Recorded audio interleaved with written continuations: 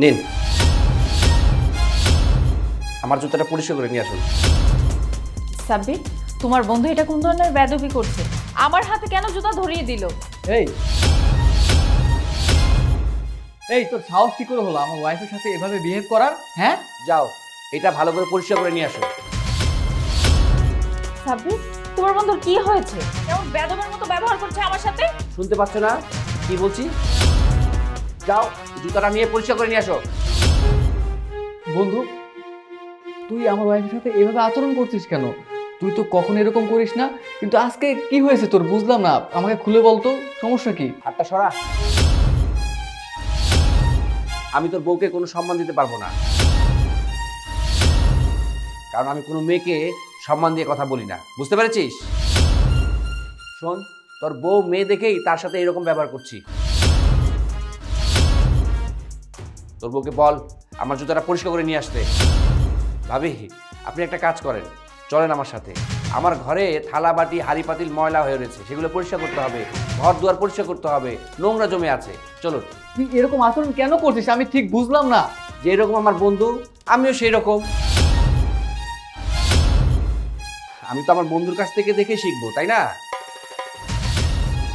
তুই এসব কি যাতা বলছিস?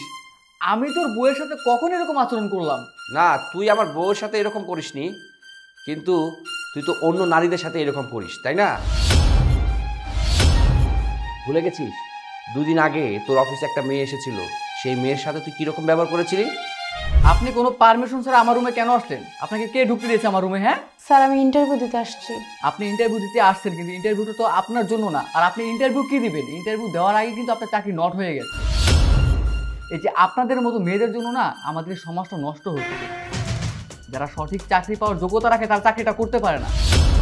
আপনারা মেয়ে মানুষ, আপনারা থাকবেন বাসা বাড়িতে, সংসার সামলাবেন, ছেলে সন্তান সামলাবেন, পরিবার সামলাবেন। আপনারা কেন রাস্তাঘাটে আসেন? হ্যাঁ, আপনারা কেন চাকরি করতে আসেন আমাকে বলুন তো। স্যার, আমি সংসার সামলে চাকরিটা করতে পারবো, আপনি নিশ্চিন্তে আমাকে চাকরিটা দিতে পারেন। আপনি আবার আমার মুখে মুখে তর্ক করছেন? আপনার এত বড় আস্পর্ধা! স্যার, ভুল হলে আমাকে ক্ষমা করে দেবেন স্যার, চাকরিটা আমার খুব দরকার। আপনি আমাকে চাকরিটা দিয়ে দেখেন স্যার, আমি আপনার কাজ করে দিতে পারবো। চুপ! আর একটাও কথা বলবেন না। আপনি কিন্তু বরাবর আমার সাথে বেয়াদবি করেই যাচ্ছেন।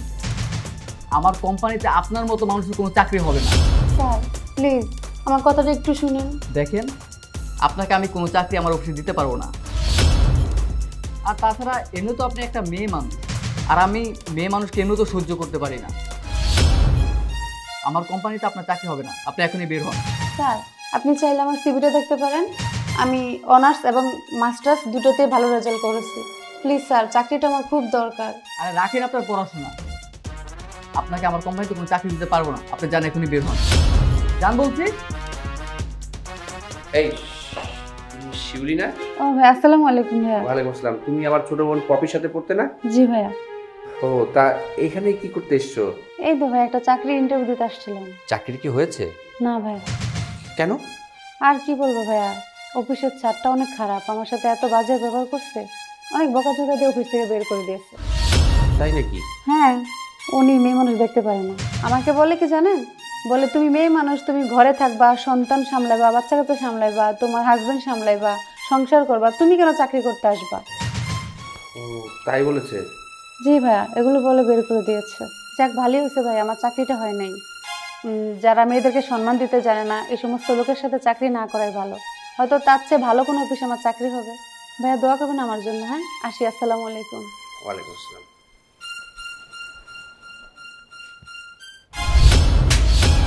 তাহলে এটাই ভাবো তুমি মেয়েদেরকে নিয়ে। আজকে তোমার বন্ধু আমার সাথে বেয়াদবি করেছে বলে তোমার খুব বেশি খারাপ লাগছে, কিন্তু কেন? কারণ আপনি তো ওর স্ত্রী, তাই না? আপনি তোর পর না, আপনি তোর আপন। আপন মানুষ বলে ও আপনাকে ভালোবাসে, তাই আপনার সাথে বাজে ব্যবহার করে না, অন্যের সাথে করে। খুব তো বলো আমাকে, আমাকে অনেক বেশি ভালোবাসো, তাহলে বাহিরে একটা মেয়েকে এত অসম্মান কেন করো? আজকে আমার মেয়ে যদি হয়, আমার মেয়ের সাথেও কি তুমি সেম আচরণই করবে? সোনিয়া, আমি বড় একটা অন্যায় কাজ করে ফেলেছি। এটা আমার করা একদমই ঠিক হয়নি। তুমি প্লিজ আমাকে ক্ষমা করে দাও। আমি আর কখনো এরকম কাজ করব না। আমি এখন বুঝতে পেরেছি ওই মেয়েটার কতটা খারাপ লেগেছে আমি তার সাথে এরকম বিহেভ করাতে। কারণ আজকে যখন আমার বন্ধু তোমার সাথে এরকম আচরণ করেছে, এটা আমি একদমই সহ্য করতে পারিনি। Sony, I am really sorry. Please তুমি আমাকে ক্ষমা করে দাও প্লিজ। তুমি আমার কাছে কেন সরি বলছো? যে মেয়েটার সাথে তুমি অন্যায় করেছো, যাকে তুমি ইন্টারভিউ দিতে দাওনি, বের করে দিয়েছো, তার কাছে যেই ক্ষমা চাও। হ্যাঁ, আমি ওর কাছে ক্ষমা চেয়ে নেবো আর ওকে আমি আমার কোম্পানিতে চাকরি দিব। প্লিজ তুমি আমাকে ক্ষমা করে দাও বন্ধু, তুই আমাকে ক্ষমা করে দে প্লিজ। আমি এরকম ভুল আর কখনো করবো না, কথা দিলাম। ঠিক আছে, তুই যখন কথা দিয়েছিস তাহলে আমার পক্ষ থেকে তোকে আমি ক্ষমা করে দিলাম।